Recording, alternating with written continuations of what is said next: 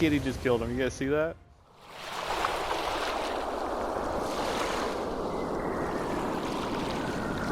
Blades Abyss.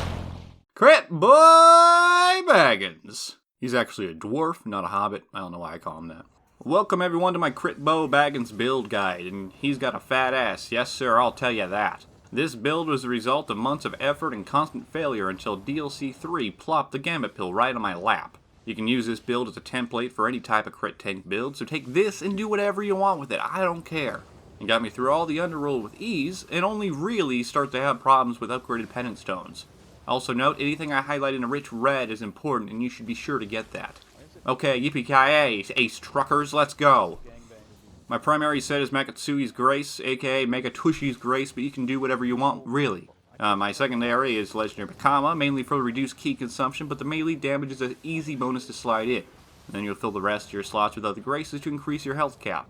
Having flexibility with 3 random graces is very useful and can open up your options for accessories. Guardian Spirit and Soul Cores? Just go with Jana Meko, she's really good, she's really hot, her damage bonus can reach up to 30% at 1% health. That's a lot and still applies in Yoki Shift unlike other crit bonuses. I think it starts at maybe 15% damage bonus at 30% health, I forget. For the secondary, just go with NSSAO, that's an easy minus 7.5% damage taken mid-attack, and you would be wise to stack any kind of damage reduction you can find.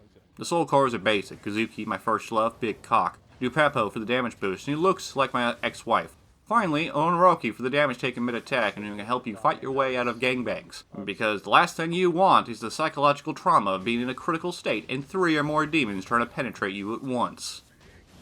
Clans.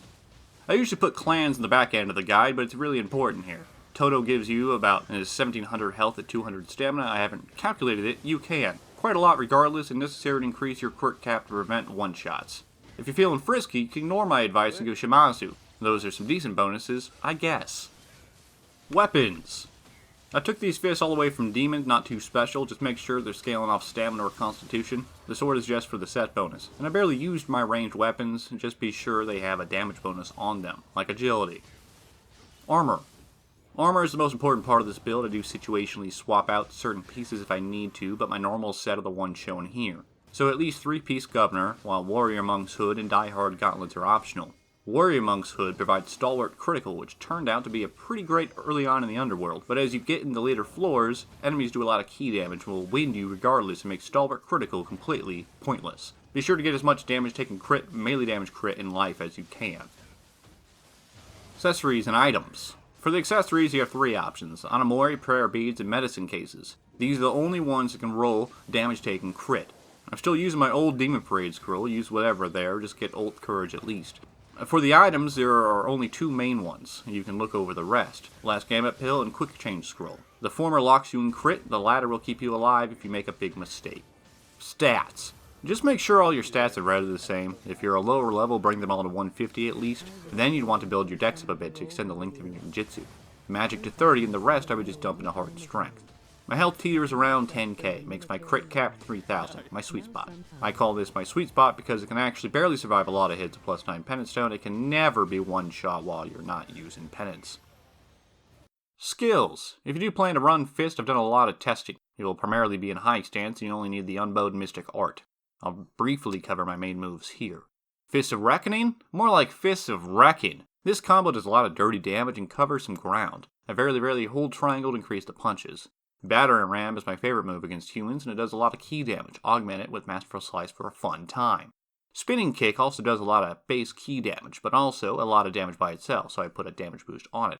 For L1 plus square, I can use Beyond Affinity or Limitless. I'm still unsure which one means the bigger thing, but I found Beyond Affinity to be more fun and useful. Do not put Reckless Strike on Rising Gale. It seems like a good idea, but you forget all about it and start yelling at the game and your inability to ki pulse. Use Kick Cycle for your Elemental Arcanas. Usually takes 1 to 2 cycles to put on your status effects. And the most important skill is Archer's Impact being augmented with Desperate Strike. Since you are always in crit, you can use Archer's Impact at any time to fully heal yourself. It also heals on following strikes with Square, which is fantastic. You can look over the rest while I discuss some flaws. No, the moves really matter. The major problem I found is elemental damage hurts bad, especially tick damage from fire and poison. You might want to have your medicine handy, use tenacity, and prepare to start engaging enemies with Archer's impact. Don't be scared at 1 health, you can heal very fast. But that's it for my build guide, everyone. Hope you enjoyed and maybe laughed at some of the stupid jokes. See you, Ace Crit-Boah.